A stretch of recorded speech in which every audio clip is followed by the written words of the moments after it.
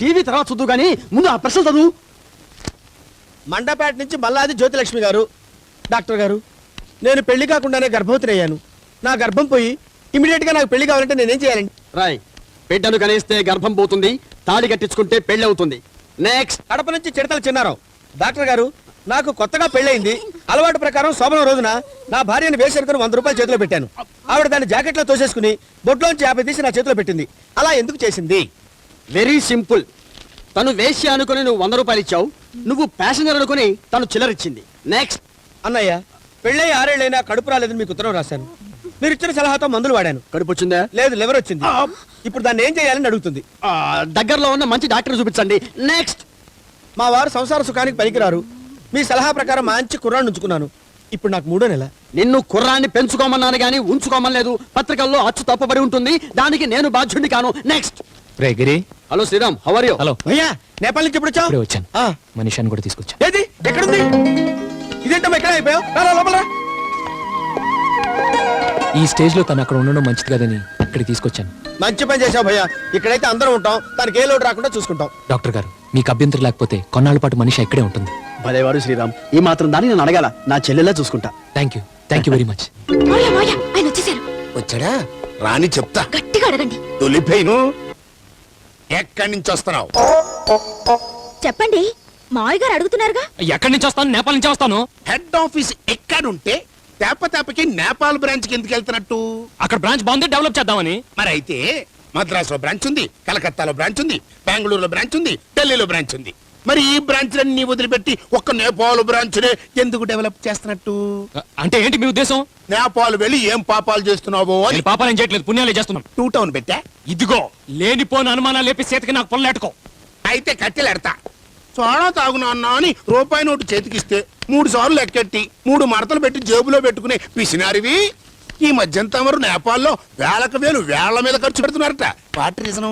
దాన ధర్మాలు చేస్తే పిల్లలు పడతారని చెప్పారు, అందుకే డొనేషన్ అవి ఇస్తున్నాను. డబ్బు పోతే పోయింది. ఈ మధ్య మీరు అదోలా ఉంటున్నారు. నాతో కూడా సరిగ్గా ఉండటం లేదు. రోజు రోజుకి మీరు దూరం అయిపోతున్నారేమోనని భయం వేస్తోంది. సీత, రాముడు సీతను అనుమానించాడు కానీ సీత ఎప్పుడు రాముడు అనుమానించలేదు. Do you know? పోయినా అక్కడ సీత లంకెళ్ళింది కాబట్టి రాముడు అనుమానించాడు. ఇక్కడ రాముడు నేపాల్ వెళ్ళాడు కాబట్టి సీత అనుమానిస్తాడు. అయితే నన్ను ఏం చేయమంటావు? నిప్పులో దొక్కమంటావా? కాదు, సీత మీద ప్రమాణం చేసి నిజం చెప్పమంటాను. దాని మీద ఎందుకు? పోతే పోతావు, నీ మీద వేస్తాను. నా మీద? అవును. నిజం చెప్పేటప్పుడు ఎవరి మీద? చూడు సీత, మా నాన్న మీద ప్రమాణం చేసి చెప్తున్నాను, నీకు ఎటువంటి అన్యాయం చేయట్లేదు, న్యాయమే చేస్తున్నాను. అమ్మయ్యా, ఇప్పుడు నాకు ధైర్యంగా ఉంది. అప్పుడే రిలాక్స్ అయిపోకమ్మా. 6 నెలలు నేను బతుకుంటే వీడు నిజం చెప్పినట్టు, పోతే అబద్ధం చెప్పినట్టు. ఇది గుర్తుంచుకో. ఎప్పుడు తిన్నాడో ఏమో. నీ నేపాల్ మొగుని తీసుకెళ్లి భోజనం పెట్టుకో. రండి రండి. Hello doctor. కంగ్రాచులేషన్ శ్రీరామ్, మనీషాకి బాబు పుట్టాడు. Thank you very much. తను ఎక్కడ ఉంది ఇప్పుడు?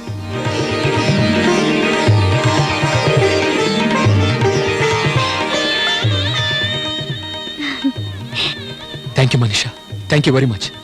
ఏ దేవుడు ఏమైనా వరం ఇచ్చావు, ఏమిచ్చి రుణం తీర్చుకోమంటావు? ఇది రుణం కాదండి, మంచి మనసుతో నన్ను భార్యం చేసుకున్నాను. భారీగా నా బాధ్యత నెరవేర్చుకున్నాను. భయ్యా భయ్యా, ఒక్కసారి లారా. బిడ్డను తీసుకెళ్ళాలి కదా, ఆ విషయం మనీషాతో చెప్పు. ఇప్పుడా? అవును. ఆలస్యం చేస్తే మమకారం పెంచుకొని బిడ్డను వదులుకోలేదు. ఇప్పుడే చెప్పేస్తే మంచిది. నో, నా వల్ల కాదు, నేను అడగలేను. అడగలేనంటే ఎలా భయ్యా? చేతకిచ్చిన మాట మర్చిపోయావా? రే, ఎన్నో కష్టాలు పడి 9 నెలలు మోసి కన్న బిడ్డను 9 నిమిషాలు కూడా గడవకముందే వేరు చేయమంటావా? ఇప్పటికే మనిషాన్ని దూరంగా ఉంచి తనకు చాలా అన్యాయం చేశాను. ఇప్పుడు బాబుని కూడా వేరు చేసి మరింత అన్యాయం చేయలేను. బాబునేమని అడగలేను. ఎందుకు అడగలేరు? అడిగే హక్కు, తీసుకెళ్లే అర్హత వాడి తండ్రిగా మీకున్నాయి. మనీషా? అవునండి. వాడు నా కొడుగ్గా నా దగ్గర పెరగడం కన్నా మీ కొడుగ్గా మీ ఇంట్లో పెరగడం మంచిది. తెలుసో తెలియకో నేను అక్కయ్యకి ద్రోహం చేశాను. తన మనిషిని నా సొంతం చేసుకున్నాను. నేను చేసిన అన్యాయానికి బాబుని అక్కయ్యకి ఇచ్చి నా రుణం తీర్చుకుంటాను. మనీషా? అవునండి. బాబుని తీసుకెళ్ళడానికి అక్కని రమ్మనండి. అడుగు, వచ్చేసారు. నేను చెప్పినట్టు చెయ్యి. ఓకే, నువ్వు వెళ్ళు. భయ్యా భయ్యా, బాబుని తీసుకెళ్తాను. సీత మీ నాన్న వచ్చేసారు.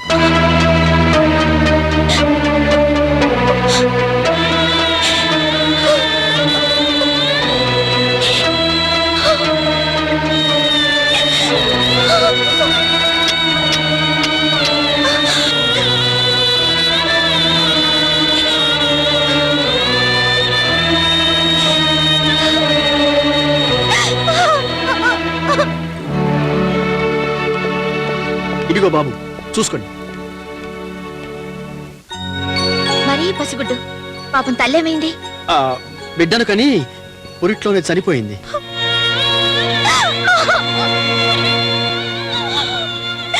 ఆవిడెవరు?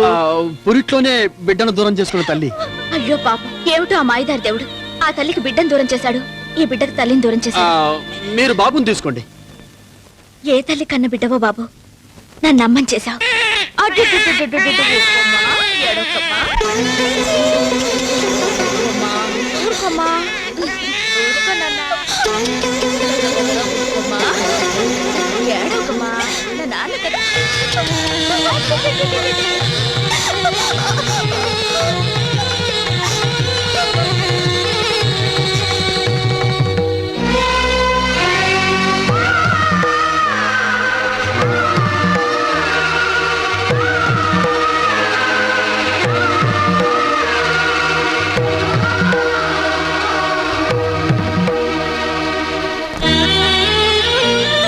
క్షమించండి, బిడ్డ ఆకలితో ఏడుస్తుంటే తల్లిగా తట్టుకోలేక నా బిడ్డ అనుకొని పాలిచ్చాను. నేను తల్లిని కాలేకపోయాను కాబట్టి వాడెందుకు ఏడుస్తున్నాడో అర్థం చేసుకోలేకపోయాను. నువ్వు తల్లివి కాబట్టి బిడ్డ ఆకలి తెలుసుకోగలిగావు. నీ మేలు మర్చిపోలేనమ్మా. బాబుని తీసుకొని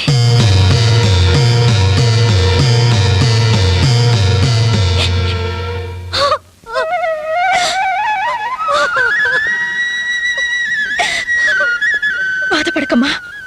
నీ బాబుని దూరం చేసి అన్యాయం చేసిన ఆ దేవుడు నీకు తప్పకుండా న్యాయం చేస్తాడు. వదినా, ఎక్కువసేపు ఇక్కడ ఉంటే దూరం అయిపోయిన బిడ్డను గుర్చేసి ఆవిడని బాధ పెట్టిన వాడు అవుతాం.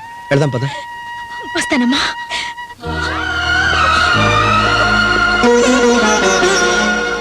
బాధపడకండి, మీరు వెళ్ళండి. తండ్రిగా గెలిచాను, భర్తగా ఓడిపోయాను.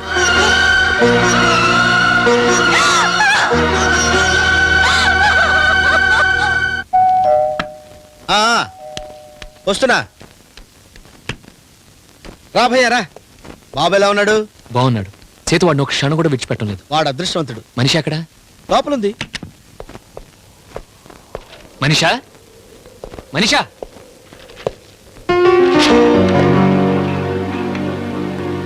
ప్రియమైన శ్రీవారికి మీ అనుమతి లేకుండా నేపాల్ వెళ్ళిపోతున్నాను. నా భర్తని తండ్రిని చేశాను, నా అక్కని తల్లిని చేశాను.